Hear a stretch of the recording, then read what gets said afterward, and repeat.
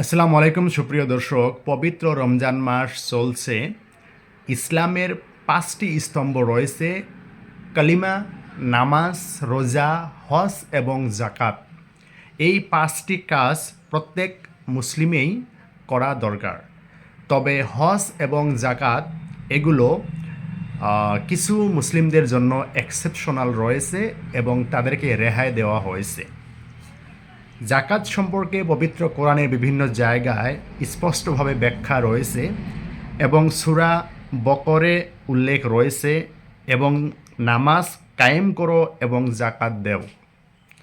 তো জাকাত মুসলিমদের জন্য ফরজ এবং নিম্নলিখিত শর্তে মুসলমানদের উপর জাকাত ফরজ। ১ নম্বর হয়েছে জাকাত দাতাকে মুসলমান হতে হবে। ২ নম্বর হয়েছে জাকাত দাতাকে বুদ্ধিমান হতে হবে। ৩ নম্বর হয়েছে জাকাত দাতাকে স্বাধীন হতে হবে। ৪ নম্বর জাকাত দাতাকে সাবালক হতে হবে। ৫ নম্বর জাকাত দাতাকে নিসাবের মালিক হতে হবে। ৬ নম্বর জাকাত দাতাকে ঋণ মুক্ত হতে হবে।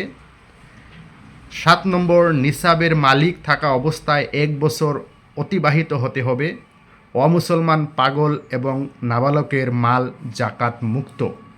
তো জাকাতের কিছু শর্ত আপনাদেরকে উল্লেখ করেছি। এর মধ্যে উল্লেখযোগ্য হয়েছে জাকাত দাতাকে ঋণ মুক্ত হতে হবে। তো যিনারা মুসলিম রয়েছেন এবং কোনো ঋণগ্রস্ত না, তিনাদের জন্য জাকাত কিন্তু ফরজ।